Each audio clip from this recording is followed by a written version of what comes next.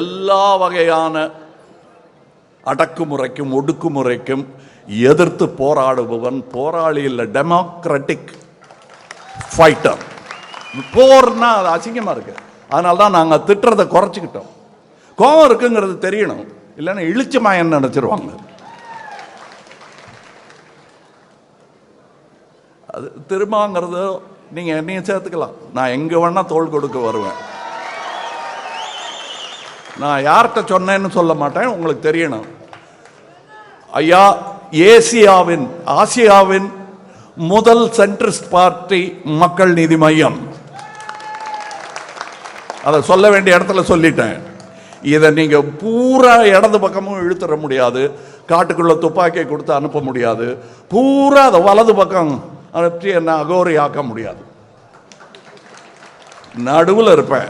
என் இடதும் வலதும் தோளும் குடிமக்கள், அதுவும் இந்திய நாட்டின் குடிமக்கள் எவராயிருந்தாலும் பல்லக்கில் போவதற்கு தயார் என்றால் இந்த தோள் காத்து நிற்கும்.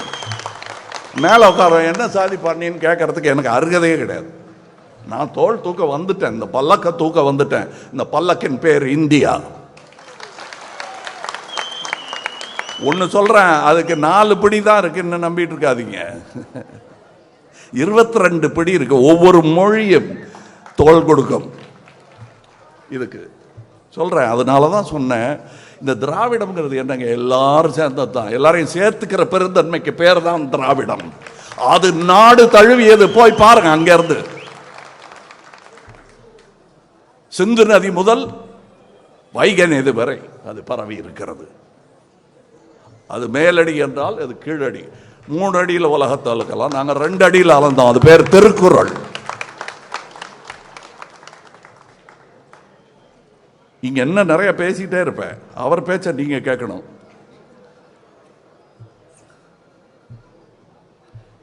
இதெல்லாம் பேசிட்டேன், நான் நோட்ஸ் எடுத்தேன். அதுக்கப்புறம் அதெல்லாம் எனக்கு உணர்வோட பேசுவது தான், உண்மையாக பேசுவது தான் முக்கியம். உண்மையை பேசணும்னு முடிவு பண்ணிட்டோம்னா பயம் இருக்காது.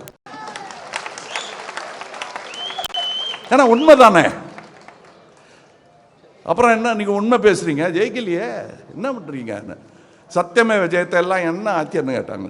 சரி, உன்னுடைய சிறப்பான பொய் என்று எதை சொல்வீர்கள்? நம்பிட்டாயா அப்படிங்கிறதானே. எப்படி நம்பினீங்க? உண்மை மாதிரி இருந்த பொய் கூட ஜெயிக்கணும்னா சத்தியத்தை கொஞ்சம் தொட்டுக்கணும். ஊறுகா மாதிரியாவது சத்தியம் ஜெயிச்சுக்கிட்டே இருக்கும். உனக்கு அது தெரியல, எங்களுக்கு தெரியுது. ஆனால்தான் நியாயமா நேர்மையா பேசுறவனுக்கு பொய் சொல்றவனும் உடனே அடையாளம் தெரியும். உங்களுக்கு என்ன அடையாளம் தெரியுதா?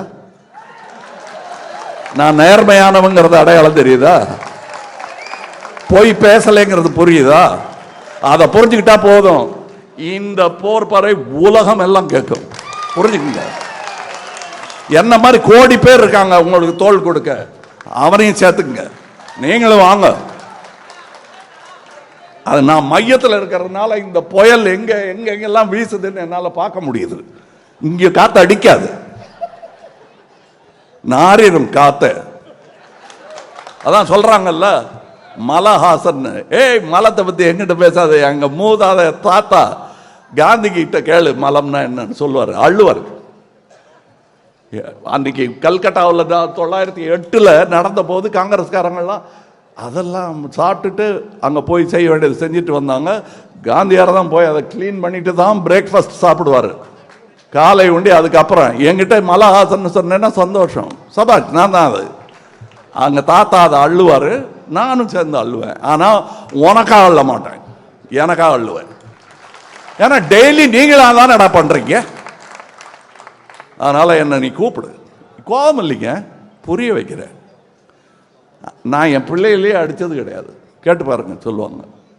சண்டை போடலாம், கத்தலாம், ஆனால் அடிக்கக்கூடாது. அது புரிஞ்ச இன்னொரு சகோதரர் இவருக்கு பிறந்த நாள் சொல்லுவது கடமையாக இருந்தது. இன்னொரு பெரிய விழா நான் கனவு கண்டுகிட்டு இருந்த விழா, அதுக்கு போகணும்னு நினச்சிக்கிட்டு இருந்தேன். சேலத்தில் நடக்குது. ஆனால் இதை இப்போ செஞ்சிடணும். இப்போ இது தேவை. அங்கே நிறையா பேர் பெரியவர்கள் இருக்காங்க. இங்கே ஆளே இல்லையான்னா இருக்கீங்க, இங்கேயும் நிறையா இருக்காங்க. இந்த ஒரு மேடல் தான் ஆச்சரியமாக பார்த்தேன். நான் கலைஞன் இல்லையா, வழக்கமாக நாங்கள் மட்டும் ஆடிக்கிட்டு இருப்போம், இங்கே இருக்கிறவங்கெல்லாம் உட்காந்து பார்த்துக்கிட்டு இருப்பாங்க. நீங்கள் நான் உட்காந்து பார்த்துட்டு இருந்தேன், அங்கே இருந்தவங்கெல்லாம் ஆடிக்கிட்டாங்க. அதனால தான் கூத்தன் நான் உங்களை கூத்தர்களே என்று வணங்கினேன். நானும் கூத்தன் தான், ஞான கூத்தன். அது எங்க குரு பேர். ஞான கூத்தன் ஒரு கவிஞர் இருந்தார், என் மனதில் இன்னும் இருக்கிறார். அந்த ஞான கூத்தன் குரலாக கேட்டுக்கொள்ளுங்கள். இதுக்கு மேல என்ன சொல்றது? கட்டி பிடிச்சாச்சு, அவருக்கு நம்பிக்கை கொடுத்தாச்சு. பறை பின்னாடி இருக்கு, படை இங்க இருக்கு. வெல்க வாழிய செந்தமிழ், வாழ்க நற்றமிழர், வாழிய இந்திய மணித்திருநாடு. வணக்கம்.